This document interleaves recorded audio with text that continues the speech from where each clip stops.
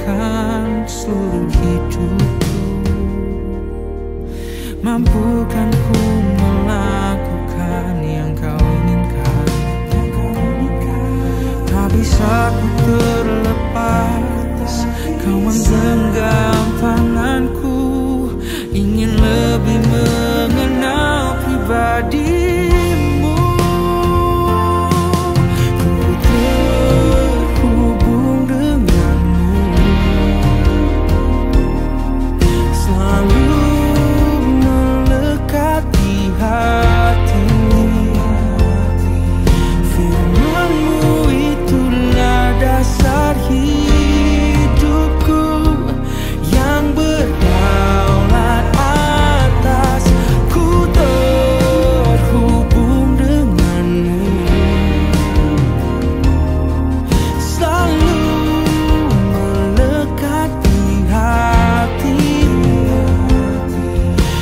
Firman-Mu itulah dasar hidupku, yang berdaulat atasku. Firman-Mu itulah dasar hidupku, yang berdaulat atasku.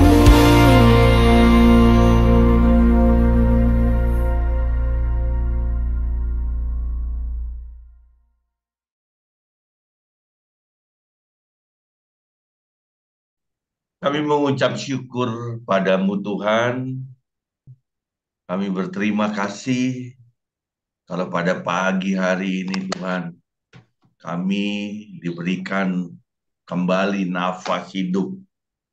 Itu sama dengan artinya kami diberikan kesempatan untuk kami boleh menikmati hidup yang Kau beri ini Tuhan. Meski mungkin pada kenyataannya menurut daging kami nggak enak Tuhan. Terlebih menurut saudari-saudari kami Tuhan yang ada di Manokwari sana Bapa, karena mereka semua dalam situasi dan kondisi yang terbatas Tuhan. Namun kami percaya Tuhan, Engkau Allah Roh Kudus yang selalu mendampingi setiap kami, menyertai setiap kami, memberikan hikmat, memberikan penghiburan, hingga kami mengerti Tuhan. Semua yang kami jalani itu, semua saudari-saudari kami yang jalani, ada batas waktunya Tuhan, di mana nanti ada hari pembebasan Tuhan untuk boleh berkumpul dengan keluarga kembali Tuhan. Bapa, seperti lagu yang kami nyanyikan Tuhan, kami tahu betapa banyak, betapa besar kedagingan kami Tuhan. Betapa kami mengingini apa yang selalu dunia tawarkan Tuhan kepada kami. Untuk itu Tuhan, ajari setiap kami Tuhan. Untuk kami boleh selalu terhubung denganmu Tuhan. Untuk kami boleh selalu membaca firman-Mu. Karena hanya firman-Mu Tuhan yang menjadi dasar di dalam kehidupan kami Bapa. Terima kasih Tuhan Yesus. Tuhan, kami percaya Engkau Allah yang memegang kendali. Engkau Allah yang akan memegangi Tuhan setiap jaringan internet Tuhan, baik di tempat hamba-Mu atau di Manokwari sana Tuhan. Dan Engkau Allah yang terlebih memegang kendali Tuhan, alam roh Bapa. Kami mau hardik Tuhan, semua rencana kegelapan, semua selubung yang menghalangi penyampaian firman ini, semuanya kami mau kebaskan demi nama Yesus. Dan kami percaya Tuhan, Engkau Allah Roh Kudus yang akan mendeliver Tuhan setiap firman yang hamba-Mu sampaikan. Bapa, berikan hikmat, berikan minyak dan anggur yang baru bagi hamba-Mu, berikan pengurapan kepada hamba-Mu dan otoritas dalam menyampaikan firman ini Bapa. Biar firman yang hamba-Mu tabur, biar dapat tumbuh Tuhan, dapat berbuah, dan setiap kami Tuhan dapat memuliakan Tuhan di dalam kehidupan kami. Demi nama Yesus, kami berdoa dan mengucap syukur. Mari kita yang siap terima Tuhan sama-sama katakan amin. Perkenalkan, terlebih dahulu nama saya Sugianto. Saya berasal dari kota Cirebon, ada di daerah Jawa Barat sana. Kota kecil, kota pesisir. Oke, jadi puji Tuhan saya diberikan kesempatan untuk melayani di ibadah pada pagi hari ini oleh pemimpin di LP Manokwari sana, dan saya diutus oleh pemimpin keluarga kerajaan surga yaitu Ibu Ana. Baik, pada hari ini saya mau membawakan sebuah tema yaitu ketulusan mengikut Tuhan. Ketulusan mengikut Tuhan. Karena saya katakan tidak mudah kalau kita mau lihat berita di televisi atau kita baca berita di handphone kita atau dimanapun, kita bisa melihat yang namanya dunia sepertinya semakin hari semakin sulit. Kalau di Jawa sini kita masih dengar yang namanya PHK terjadi di mana-mana. Kita juga masih dengar pabrik-pabrik tutup karena permintaan atau karena ekonomi yang belum baik semenjak era COVID tahun 2020 ini. Jadi di mana daya beli orang-orang itu semuanya kembali menurun. Ya bagaimana nggak menurun? Karena mereka sendiri di PHK. Nah itu. Belum selesai masalah kita dalam negeri. Kita boleh dengar adanya perang. Ya kan?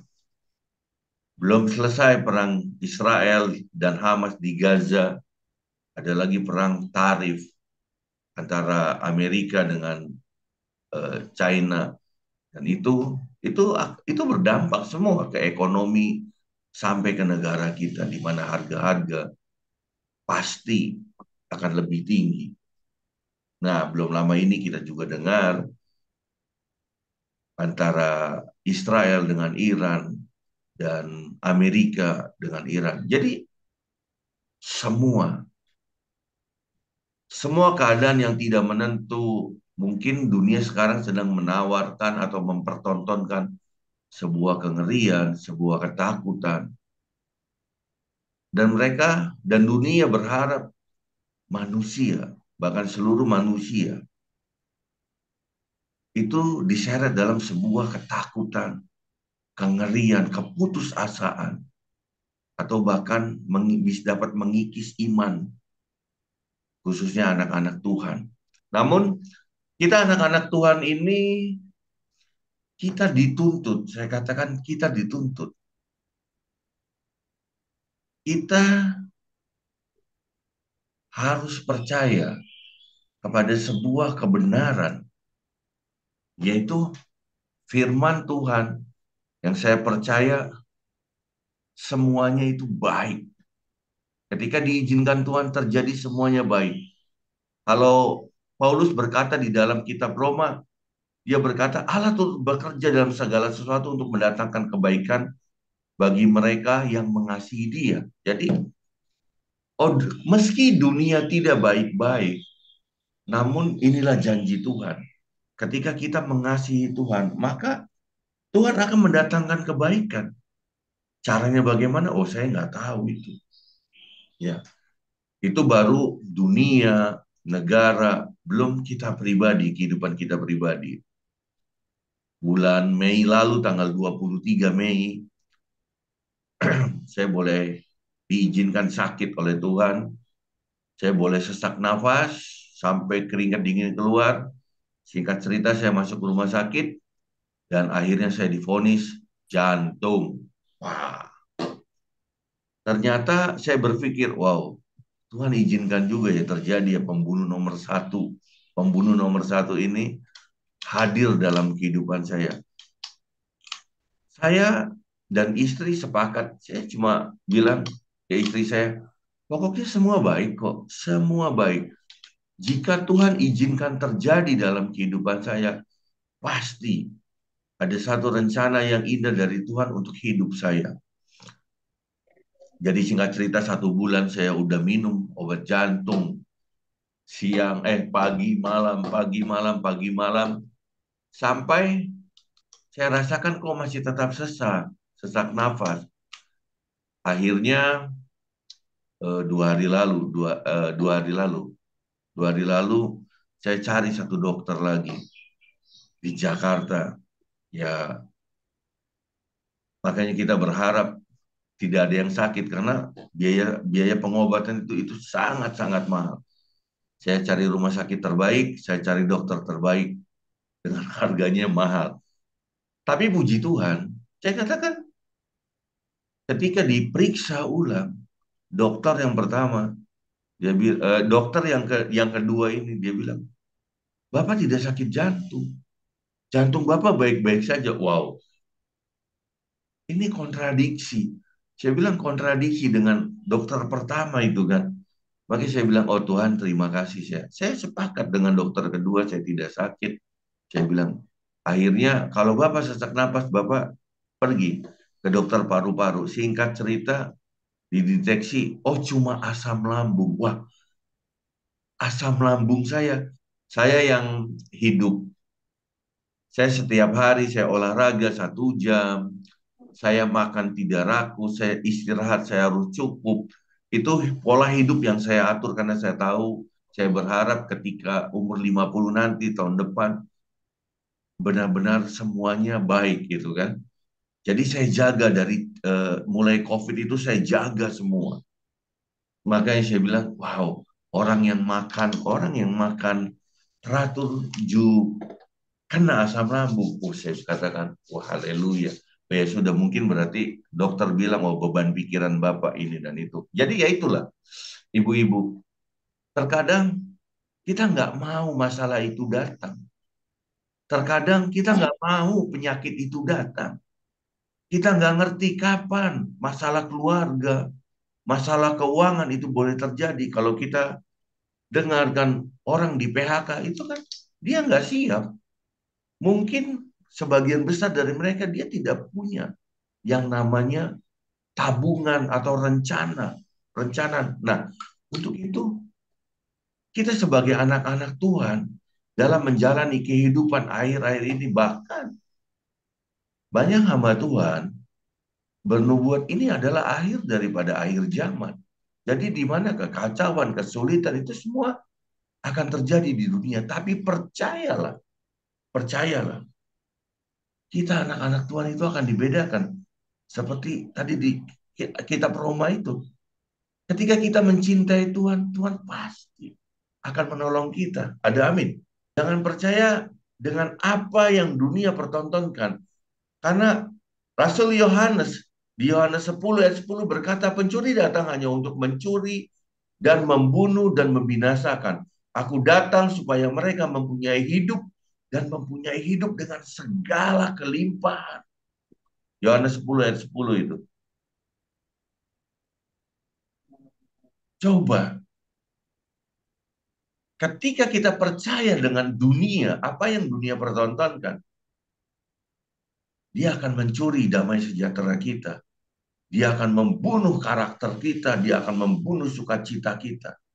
Bahkan dia akan menyeret kita kepada sebuah keputusasaan, kebinasaan.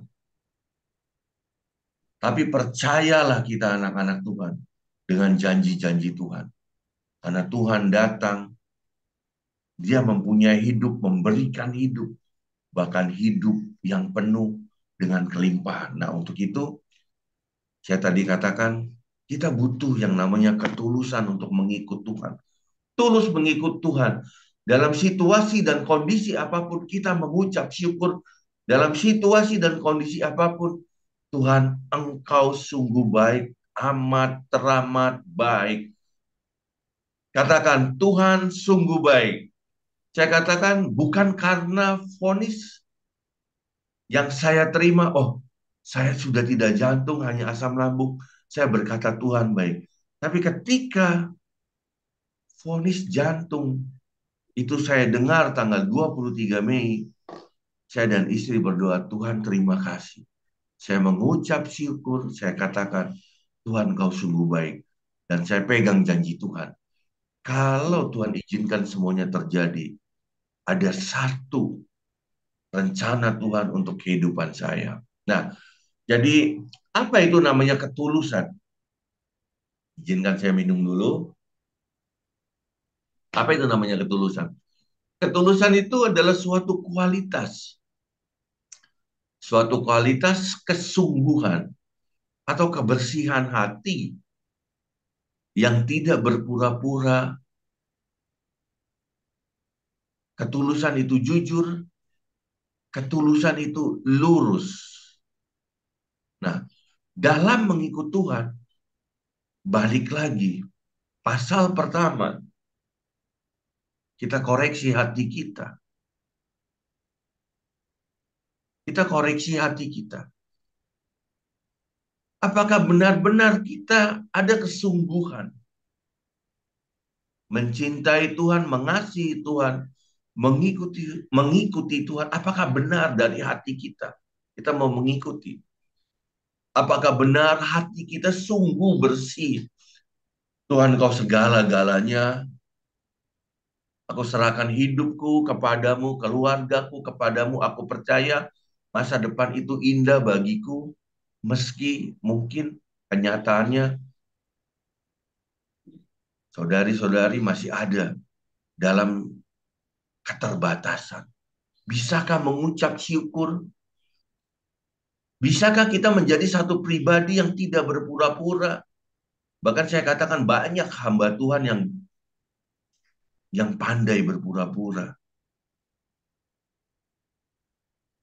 Di atas mimbar, dia berkata haleluya. Di luar dia haleluya. Di dalam gereja dia jadi gembala. Di dalam rumah tangga dia jadi penyiksa. Banyak. Banyak manusia itu diberikan lebih dari ciptaan Tuhan yang lain, yaitu akal budi. Dia sungguh dapat mengemas yang namanya dosa dengan sebuah kebaikan atau kepura-pura.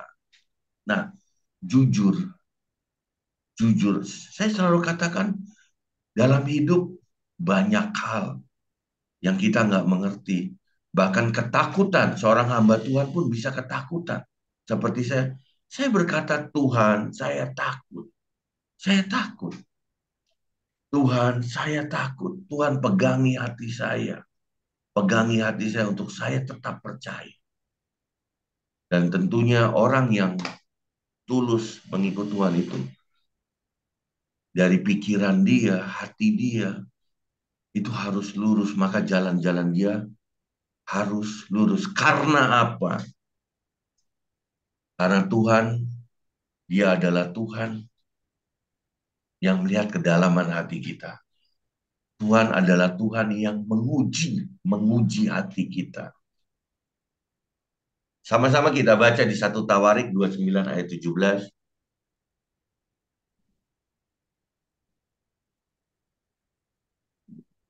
Silakan. 1 Tawarik 29 ayat 17. Silakan salah satu atau bersama-sama boleh baca.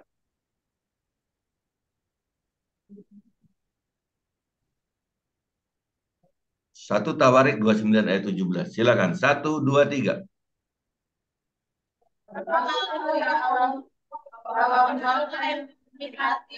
Dan berkenan kepada Tuhan. Aku mempersembahkan semuanya itu di dalam sukacita dan tulus ikhlas. Sekarang yang hadir di sini telah melihat persembahan kepadamu dengan sukarela dan sukacita. Amin. Jadi dalam ayat ini sebuah potongan dari satu perikop di mana judul perikop itu nyanyian pujian Daud. Nyanyian pujian Daud.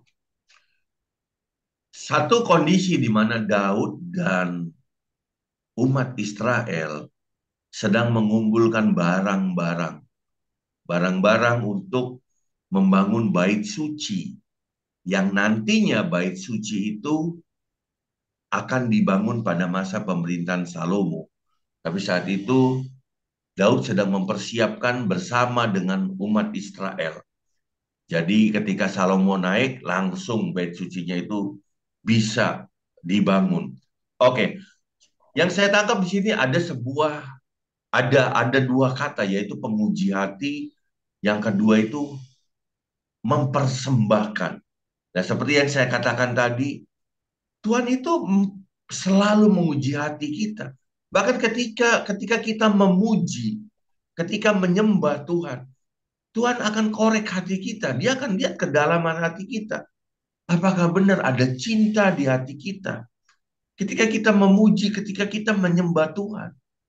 Atau bahkan ketika kita berbuat baik, kita membuat sebuah kebaikan. Contoh, mungkin kita menolong orang. Nah, Tuhan akan melihat ketulusan hati kita, kedalaman hati kita. Apakah ada benar-benar kita tuh memberi itu dengan ucapan syukur, atau kita caci maki, lu datang lagi, lu minta lagi. Yaitu Tuhan akan uji hati kita. Bahkan dari keseluruhan hidup kita. Keseluruhan yang kita mudah kita berkata kita Kristen. Kita Kristen. Tapi percayalah, Tuhan itu menguji hati kita. Dia Tuhan yang tidak bisa dibohongi. Dia Tuhan yang melihat kedalaman hati kita. Bahkan pasangan kita atau orang terdekat kita gak bisa ngelihat hati kita seperti apa. Maksud dan tujuan kita seperti apa? Apakah ada udang di balik batu dengan kebaikan yang kita buat? Gak bisa. Tapi Tuhan Maha Tahu. Tuhan Maha Tahu. Yang kedua, ada kata mempersembahkan. Artinya, ketika ada kata mempersembahkan, ada sebuah persembahan yang dibangun. Sebuah persembahan yang dibangun. Ketika kita menjalani kehidupan sehari-hari, apa yang kita bisa persembahkan dalam kehidupan kita untuk Tuhan? Ucapan syukur kita sampai dengan seluruh hidup kita. Apakah hidup kita ada Tuhan di dalam kita? Ketika ada Yesus di dalam kita, secara otomatis apa yang keluar sebagai pola pikir, perilaku kita, itu semua cerminannya pasti seperti Yesus. Pasti seperti Yesus. Nah, apa yang kita persembahkan untuk Tuhan di dalam kehidupan kita? Apakah benar-benar murni? Apakah benar-benar jujur? Apakah benar-benar menjadi sebuah dupa yang harum di hadapan Tuhan ketika kita naikkan di hadapan Tuhan? Atau hanya bau kebusukan di depan Tuhan? Atau hanya sebuah kepura-puraan yang kita lakukan, yang namanya kebaikan kepura-puraan? Dan percayalah, karena manusia itu sanggup melakukan itu. Hari ini saya mau ajak belajar satu pribadi di Alkitab yang pasti semua sudah tahu, yaitu pribadi Ayub. Di mana Ayub dalam situasi dan kondisi hidupnya baik-baik saja. Dia punya keluarga, anak, istri, bahkan hidup dia kaya, hidup dia diberkati dengan banyak pembantu, banyak harta, domba. Kalau kita baca di kitab Ayub. Namun satu hal, Tuhan izinkan terjadi dalam kehidupan Ayub. Ayub diganggu oleh iblis. Kredibilitas, kecintaan, ketulusan Ayub dalam mengikuti Tuhan itu benar-benar diuji oleh yang namanya iblis. Dan iblis menguji itu karena apa? Karena diperbolehkan oleh Tuhan. Kalau ibu-ibu boleh baca kitabnya. Kalau saya dalam bahasa bebasnya, iblis jadi menderita itu karena karena apa ya? Karena harga diri Tuhan. Nih ya, karena Tuhan sudah membanggakan Ayub di depan iblis, dan iblis bilang, ya percuma Tuhan, karena Tuhan memberkati, karena Tuhan memagari. Coba kalau pagar itu, kalau berkatnya di stop, coba kalau kehidupannya diganggu, Ayub akan menghujat Tuhan. Tapi nyatanya hati Ayub benar-benar tulus mengikut Tuhan. Hati Ayub benar-benar bersih. Hati Ayub benar-benar jujur dan lurus. Bahkan di hadapan Tuhan. Dan itu terbukti. Nah, orang yang tulus seperti Ayub dalam mengikuti Tuhan, yang pertama itu sudah pasti punya sabar. Orang itu akan sabar. Katakan sabar. Terkadang kita dalam menjalani kehidupan kita nggak sabar. Bahkan ibu-ibu mungkin ngadepin anak aja. Kadang-kadang nggak sabar. Anaknya sampai dipukul kan. Dijewer, dicubit. Kadang-kadang seperti begitu. Itu baru menghadapi anak. Apalagi menghadapi kehidupan. Yang mungkin dengan dinamika yang sekarang rumit. Sabar. Kita sama-sama baca di Ayub 2 ayat 9 sampai 10. Ayub 2 ayat 9 sampai 10.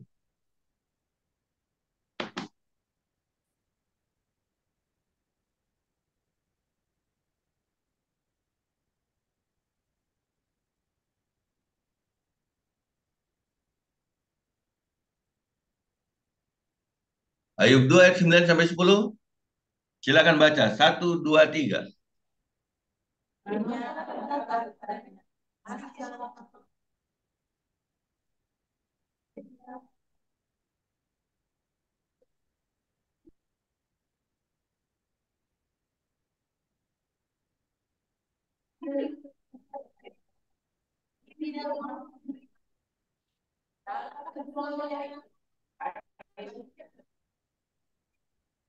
Oke, saya bacakan ulang karena suara saudari-saudari nggak kedengar.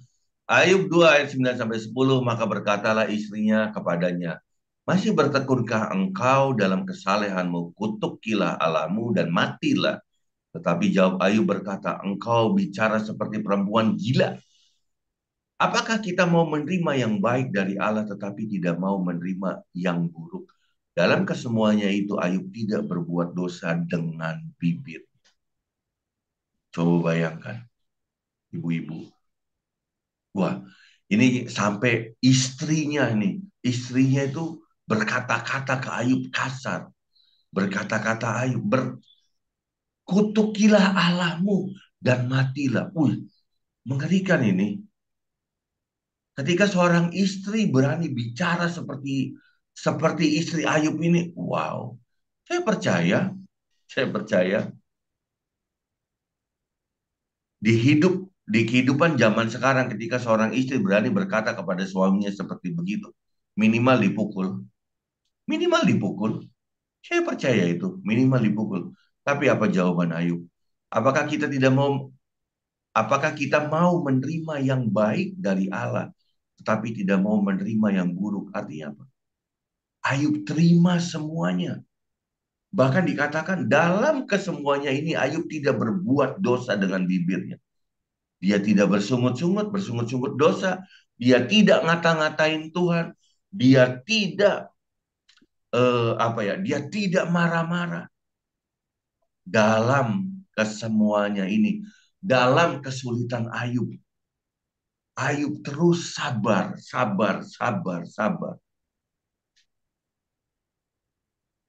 Seberapa banyak kesabaran di dalam hati kita? Seberapa panjang, bahkan sabar itu dikatakan panjang ukurannya. Seberapa panjang sabar kita? Apakah kita cuma 1 meter, 1 senti kah? Atau kita bisa 10 kilometer atau 100 kilometer kita sabar? Sabar. Orang yang tulus mengikut Tuhan pasti akan sabar. Yang kedua, orang yang tulus mengikut Tuhan pasti dia akan tabah dalam menghadapi situasi dan kondisi seperti apapun. Karena yang saya katakan, kalau kita percaya kepada dunia, dia akan mencuri, dia akan memburu, dia akan membinasakan. Tapi ketabahan itu akan membuat orang memegang. yang namanya janji Tuhan. Kalau kita mau baca di Ayub 1 ayat 20 sampai 21,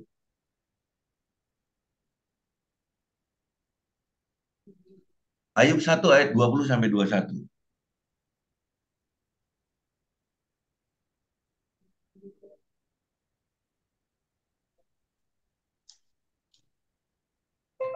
Silakan baca kalau udah ketemu Ayub 1 ayat 20 sampai 21. 1 2 3.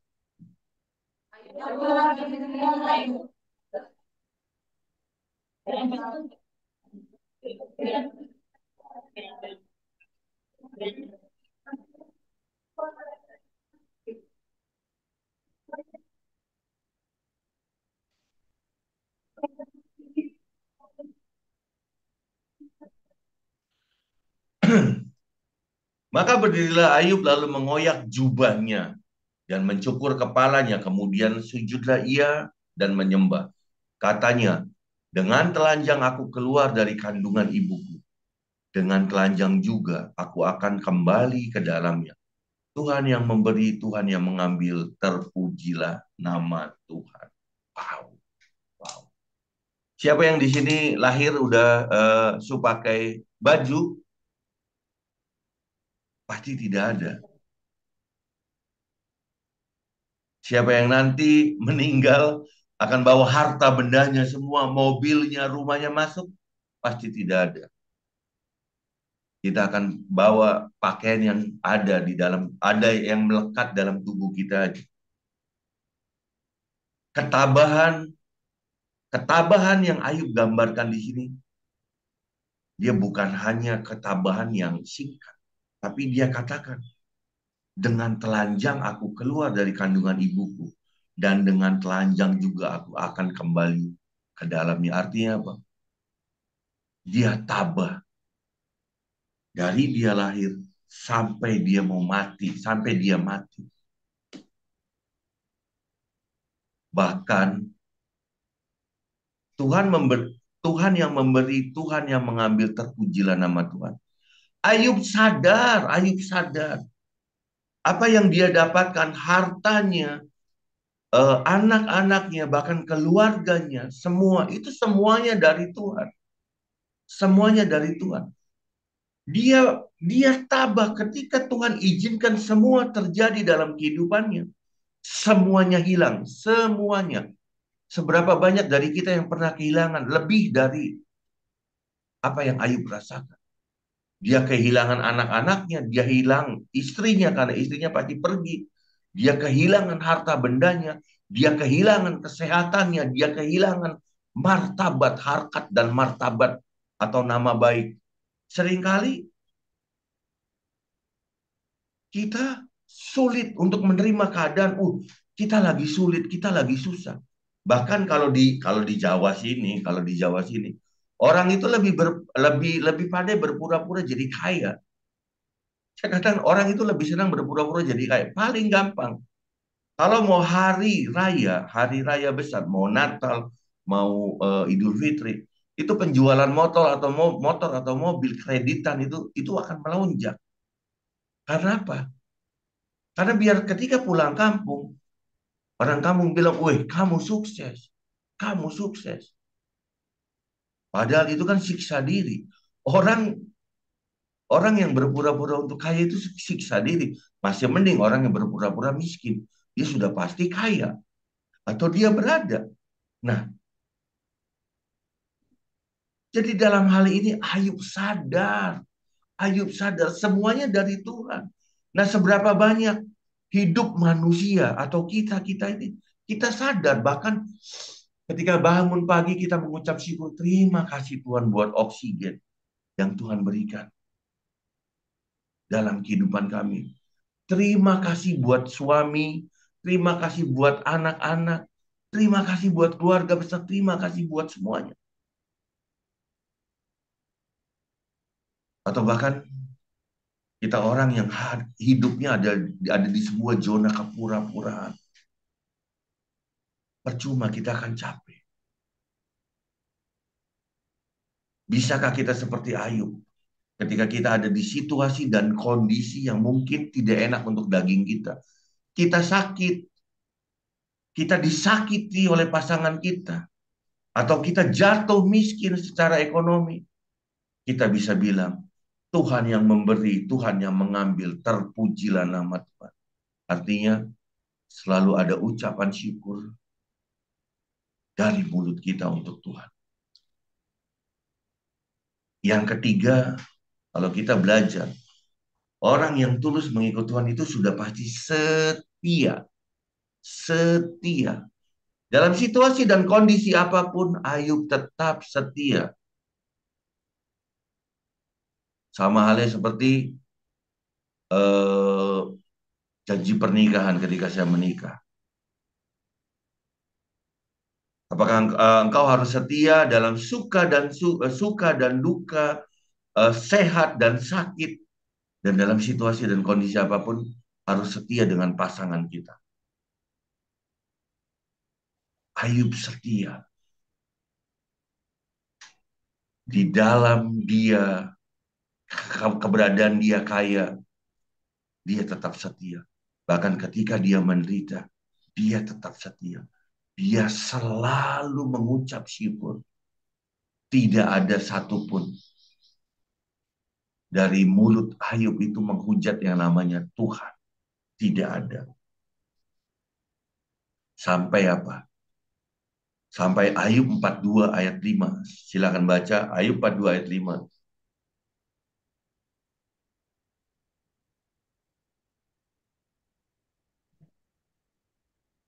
Ayub 42 ayat 5.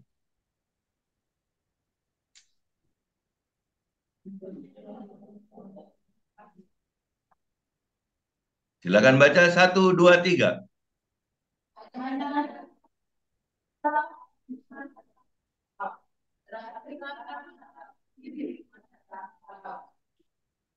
Hanya dari kata orang saja aku mendengar tentang engkau. Tetapi sekarang mataku sendiri memandang engkau.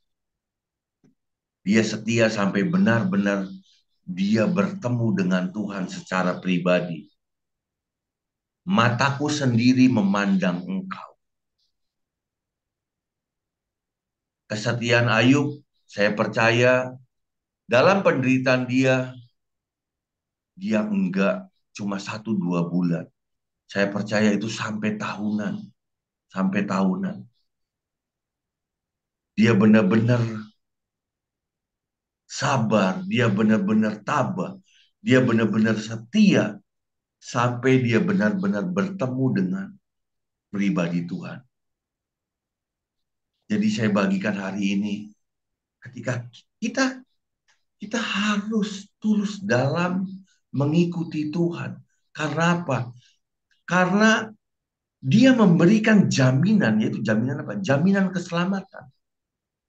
Ketika dunia berusaha berbuat baik untuk mencari keselamatan, tapi kita anak-anak Tuhan yang percaya Yesus sebagai Tuhan dan Juru Selamat, kita telah memperoleh sebuah jaminan. Kita selamat. Kita akan menuju ke rumah Bapa. Untuk itu, orang yang sudah diselamatkan, kita harus selalu berbuat baik. Saya nggak ngerti ibu-ibu, seberapa banyak ibu-ibu kehilangan di dalam hidup ibu. Saya nggak ngerti seberapa banyak ibu kehilangan harta atau benda. Saya percaya tidak akan sebanyak Ayub. Apakah ibu pernah kehilangan anggota keluarga? Saya percaya tidak setragis Ayub. Anak-anaknya semua mati. Dan istrinya entah kemana. Kesehatan. Pergumulan apa tentang kesehatan seperti saya waktu itu jantung. Ya kan Ayub itu dia borok. Dia ada luka seluruh sekujur tubuhnya. Bahkan ketika dia gatal dia harus garuk. Dia pakai pecahan beling. Atau apapun. Kehilangan ibu-ibu, mungkin ibu-ibu merasa wah kehilangan harga diri ketika ibu-ibu harus ada di LP ini, atau ibu merasa semuanya hilang, bahkan masa depanku hilang. Tapi percayalah, Tuhan itu selalu ada, Tuhan itu selalu bersama dengan kita semua. Asal apa? Asal ketika kita mengikuti Dia, kita memiliki ketulusan hati. Ketulusan hati dengan apa? Tercermin dari kesabaran, ketabahan, kesetiaan. Coba baca di Ayub 42 ayat 10. Ayub 42 ayat 10.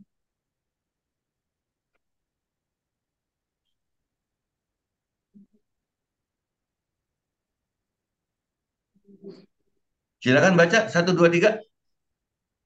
Tuhan memulihkan keadaan Ayub setelah ia berdoa untuk sahabat-sahabatnya. Tuhan berikan kepada Ayub segala kepunyaannya dahulu sampai 2 kali lipat. Wow, terpujilah nama Tuhan. Jadi percayalah, ibu-ibu, kita belajar dari cerita Ayub ini, seberapapun banyaknya kehilangan kita dalam kehidupan kita, harta benda, keluarga, bahkan mungkin diri kita berkata, wah masa depan saya sudah hilang, masa depan saya sudah hilang. Percayalah, ketika kita bisa sabar, ketika kita bisa tabah, ketika kita bisa setia, sampai akhirnya nanti kita bisa bertemu dengan pribadi Tuhan secara khusus. Tuhan Allah kita sanggup membalikkan. Bahkan dikatakan Ayub 2 kali lipat. Kenapa? Karena Tuhan selalu memberi apa yang tidak pernah terpikirkan, apa yang tidak pernah timbul dalam hati kita. Bahkan apa yang tidak pernah kita perkatakan, semua Tuhan akan berikan dalam kehidupan kita. Jadi demikian pemberitaan firman hari ini untuk ibu-ibu. Kiranya saya mengerti, mungkin berat, mungkin berasa semuanya serba terbatas. Tapi percayalah, ketika ibu-ibu di sana mengikuti Tuhan dengan ketulusan percaya, Tuhan akan pelihara kehidupan ibu-ibu. Bahkan ketika hari pembebasan itu tiba, Tuhan akan sanggup membalikan keadaan ibu menjadi jauh lebih baik dari sebelum ibu-ibu masuk. Amin. Amin. Mari kita berdoa. Bapak, di dalam nama Tuhan Yesus Kristus, terima kasih Tuhan buat hari ini, buat pemberitaan firman pada pagi hari ini. Kami percaya Tuhan, setiap firman yang hambamu, yang Engkau sampaikan Tuhan melalui hambamu yang bodoh ini Tuhan, itu tidak akan pernah sia-sia. Firman itu akan tumbuh berkembang, bahkan akan berbuah Tuhan. Dan semuanya mendatangkan kebaikan bagi Tuhan saja. Terima kasih Tuhan. Tuhan, hambamu selesai berbicara, dan namun kami percaya Roh Kudus akan terus bekerja. Roh Kudus akan terus bersama-sama dengan saudari-saudari yang ada di Manokwari sana. Terima kasih Tuhan. Terpujilah namamu. Demi nama Yesus kami berdoa dan mengucap syukur. Amin. Tuhan, terima kasih buat ibadah hari ini. Terima kasih buat Engkau yang memegang kendali Tuhan. Terlebih Tuhan, terima kasih Tuhan buat firman-Mu Bapa. Tuhan, kami semua mohon menutup ibadah kami, dan kami mau menerima semua berkat yang daripada Tuhan. Jemaat angkat kedua tangan, terimalah berkat dari Tuhan. Biarlah tangan Bapa sendiri yang menuntun setiap kita masuk ke dalam lingkaran anugerahnya. Biarlah cinta kasih daripada Tuhan Yesus selalu memeluk setiap pribadi yang mengikuti ibadah hari ini. Dan biarlah perjalanan pembelaan dari Allah Roh Kudus di dalam kehidupan setiap kita mulai hari ini sampai dengan selamanya. Diberkatilah keluargamu, diberkatilah kesehatanmu, diberkatilah usaha pekerjaanmu. Tuhan akan menjamin hidupmu. Tuhan akan memberikan kekuatan, Tuhan akan memberikan hikmat. Mulai hari ini sampai Maranatha, Tuhan datang kedua kali. Terima kasih Tuhan. Mari kita yang telah menerima berkat Tuhan sama-sama katakan amin. Tuhan Yesus memberkati.